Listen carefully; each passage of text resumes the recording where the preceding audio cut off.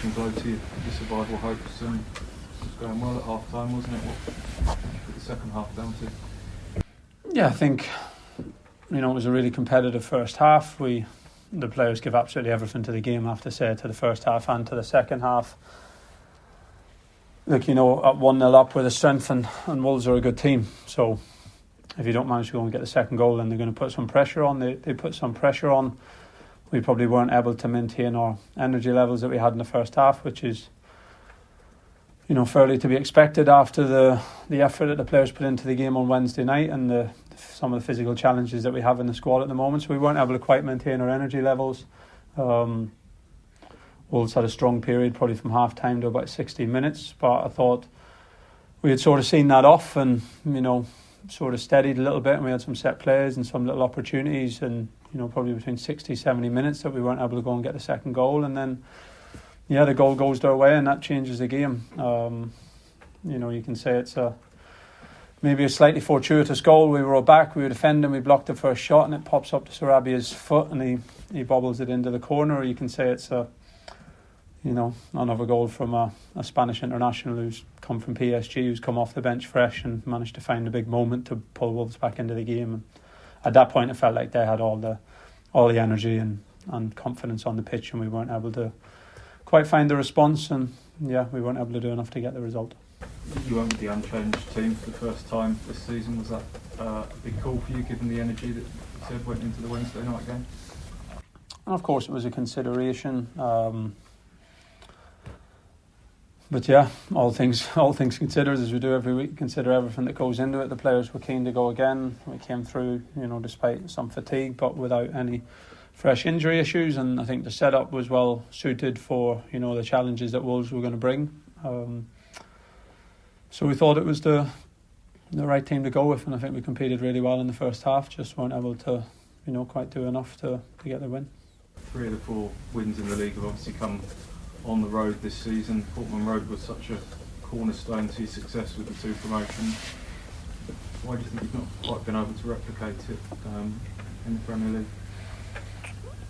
Yeah, I think it's different reasons. I don't think today was massively about that, to be honest, because the second half felt a little bit probably more like an away half. You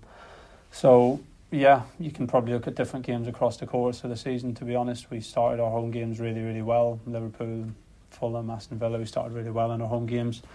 Then we had a few where we came up short in terms of being able to break teams down, the likes of maybe the Crystal Palace game or some other games that we weren't able to score enough goals. We've had a few where we've had some really energetic, high energy games, but the other team have punished us more with quality. And today a really spirited, committed performance. It just hasn't been enough to win. So we were talking about pretty small sample sizes. I've said that before. Again, it's pretty strange for us not to have more wins at home than our away. I think across some of the games there's maybe 1 or 2 things we could do different, but I think you're talking about a tiny sample, that tiny margins have went our way away from home that haven't went our way home. So I don't think there's always one outstanding reason. I think if there was, we'd have found it already and sorted it. 12 points, the gap now effectively 13 due to goal difference. There's only 7 matches left. Do you concede that more than likely you're going back to the Championship? Yeah, I think it's certainly more unlikely from the balance of probabilities. Not that I don't think we can finish the season strongly and win quite a few of our games, but Wolves are a really strong side, as they showed today, and the chances of them losing all their games for one is really, really low. So yeah, the likeliness is that we're going to fall short of our ultimate dream at the end of the season. There'll be plenty of time to talk about that and analyse that and reflect on the positives and the negatives throughout the course of the season. But for now, I don't see too much change in the next 7 games. We knew coming into this 9-game block that the balance of probabilities was really small, but we committed as a group that we have to show the right values, show full commitment, and try and deliver 9 strong performances and get as many points as we can. And I think that will still be the objective when we go to our next training session.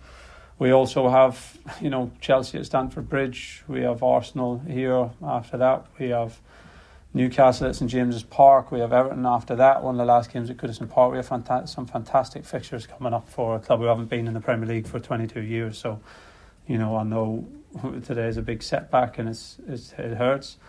But I also know that the players, supporters, everyone are going to muster up the energy that we need to compete as well as we can in the last few games and try and finish the season as well as we can.